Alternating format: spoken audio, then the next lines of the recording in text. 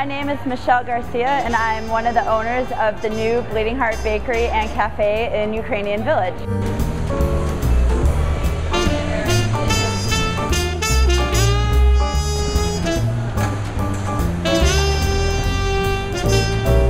Menu items that I love the most is the deep fried donut breakfast sandwich. We tempura batter the donut that's already been fried. You get to choose your meat, choose your cheese, and it comes with a fried egg already. Fry the egg to order, cook your meat to order, build it, and then we serve it with a side of a bourbon whiskey caramel sauce and powdered sugar. And you can choose a side. You can go with fresh fruit or potatoes or coleslaw.